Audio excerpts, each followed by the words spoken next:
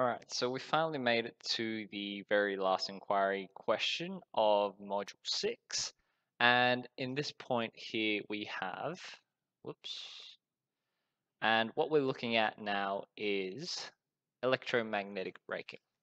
So this little point here, okay, magnetic braking, we're trying to relate Lenz's law to the law of conservation of energy and apply that to the law of conservation of energy to magnetic braking. So let's have a look at how that all comes together.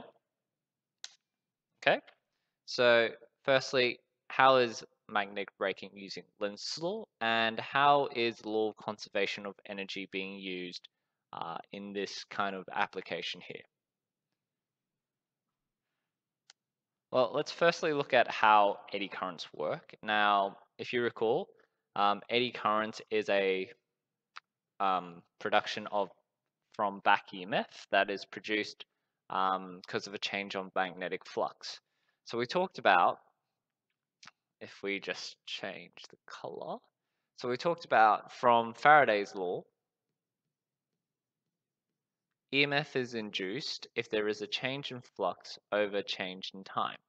Okay, and we also said that this EMF is going to go in the backwards direction, so back EMF, because of a guy called Lenz's. And he had a law called Lenz's law, which says that this back EMF is going to induce a current. That current is going to induce a magnetic field that will oppose the force that caused the original change in flux. Now, eddy current is a type of back EMF that is converted into current, and it is in circular motion, or what we call little swirls. If you want to see where they got the idea from, or where the name is from, little eddy swirls that are created when a boat is passing through a river stream. Okay. If we look at applications of eddy currents, there are two major ones. In the old syllabus, there is one for induction cooktops. That's no longer in the syllabus, but still interesting to talk about. And the other one we have is magnetic braking, which is still within our current syllabus. So let's have a look at the induction cooktop first, and then we'll go to magnetic braking. So let's look at the different types of cooktops that are used currently. We have the gas cooktops, the most probably common one in most kitchen households. We have the electric cooktop, and we have the induction cooktop. This is the one that uses the application of Lenz's law and eddy currents. Okay, the other ones not so much. If we want to compare in terms of their efficiency, gas cooktops, by and large, transfer only about 40% of the energy, that heat energy generated, only about 40% is transferred into the actual pot itself. Electric, which is using halogen gas, so to heat up the piece of metal, to heat the surface, that is about 75% efficient.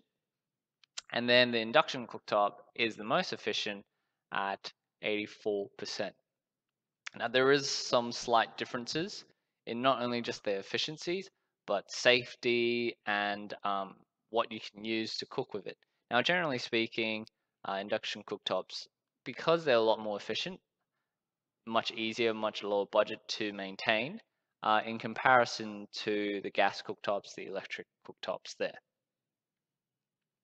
But obviously, as we know, if you use a gas cooktop, it's great for using a wok. So, it doesn't really foster for much good Chinese food cooking induction cooktops, which is quite unfortunate. Now, let's have a look at how induction cooktops work. Induction cooktops, there is a connection to a high AC current source. Now, like we said before, AC current is highly fluctuating. So the magnetic current, or not the magnet, or the magnetic field and the electricity is fluctuating at this source. So if we look at the EMF being supplied, it's fluctuating up and down like so. Okay, so if that's the case, the EMF, well, let me just stop it there for a second. All right, back we go. Okay, so with EMF fluctuating in both directions, that means we have a change that will ensure that we have a change in magnetic field strength. So if we have a change in magnetic field strength, there is a change in flux. So when we have a change in flux, okay, we are creating eddy currents potentially, or there is a possibility that eddy currents can be made. Now, this requires two things. You need a induction cooktop that's made out of ceramic, and you need a metal pot or some kind of metal cookware that is really good at conducting electricity. So like iron materials and all that.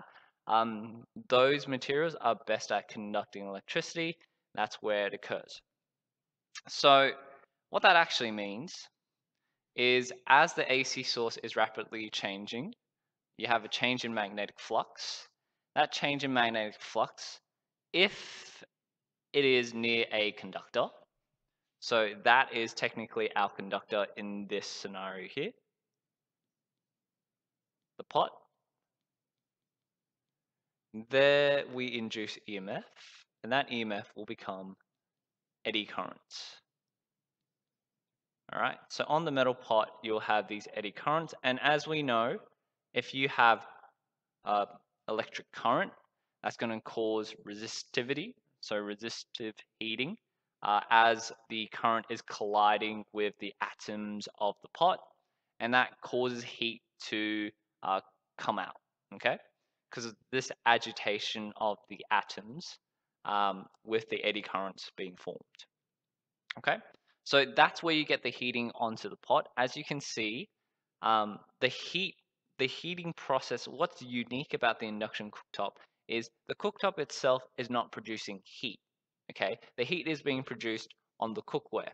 So that's what we mean by why it's so efficient in transferring energy, because the actual heat process is is occurring on the actual cooktop or cookware rather than the actual cooktop itself, okay?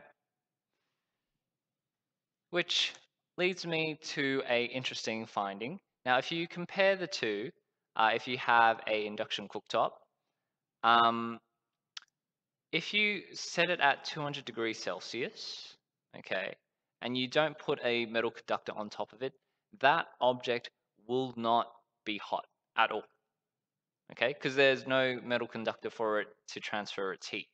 If you do put a metal conductor on top of it and then try and touch the top, it will be very hot because of that heating from the metal transferring onto the induction cooktop. So one of the interesting parts is that means that if you have a metal top, you can see in this diagram here, or animation, if you have the metal, that's going to be heated. If you put it on the other side of an induction cooktop, there is no heating at all, which means an induction cooktop is a lot safer than a gas and an electric cooktop if you just leave it unattended and you left it at a really high temperature, assuming you haven't put a piece of metal on top of it prior. Okay, so that's some of the efficiencies there. And disadvantages, it is a high cost production at the start. It is not favorable for all types of cookware. It needs to be ferromagnetic, so iron material. And if you have no electricity, obviously there's no cooking. But a while ago in the 1970s, a induction cooktop cost about $1,500. Nowadays, if you want to find a really fancy one, $800 should suffice you. This is from Big W back in 2018 that I found. If you go really low budget in Kmart, it's $49. Perfect idea for family hot pot. So if anyone's interested, by all means, let's do that for the end of Year 12 celebrations. Okay, and the last thing we're looking at is obviously magnetic braking. So if you compare the two, compare the pair, magnetic braking, frictional braking, you can see frictional braking is a lot more damaging on the wheels in comparison to magnetic braking itself. So how does it actually work? Okay, well, you can see we use strong electromagnets and it's connected to some kind of iron rail material. If we want to decelerate the object, okay, you turn on these electromagnets, turn them on, and that causes a change in magnetic flux, okay? When you cause that change in magnetic flux, you're inducing eddy current in the actual rails, and those eddy currents will induce a magnetic field that is opposing the forwards motion of the train to slow it down. If you go to the hair raiser at Luna Park, it uses the exact same technology. So how does it work? It uses the magnetic field switched on with the iron rail. That will cause a change in magnetic flux. That's Faraday's law. This back EMF is going to induce eddy currents.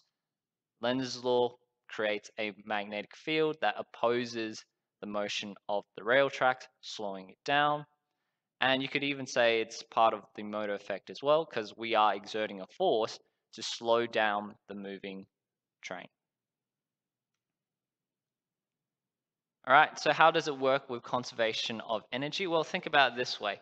The actual rails are moving, so we have kinetic energy of the moving rails. So we have kinetic energy of the moving rails. That is being converted into electrical energy as we're getting that change in flux.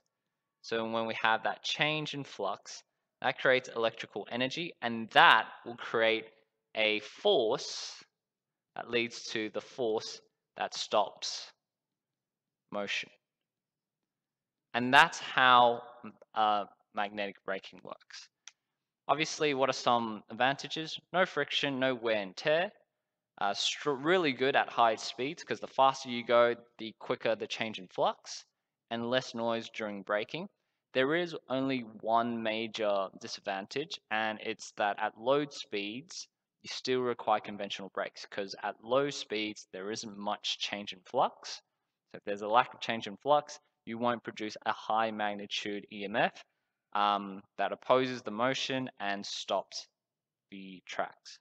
So that's it for Module 6. Hope you all enjoyed everything about electromagnetism, because that's one of my favorite topics of this Year 12 Stage 6 Physics. If you have any questions, just let me know. There are linking to the other playlist as well if you need. Everything in Module 6 is uploaded. Make sure you revise and always stay curious.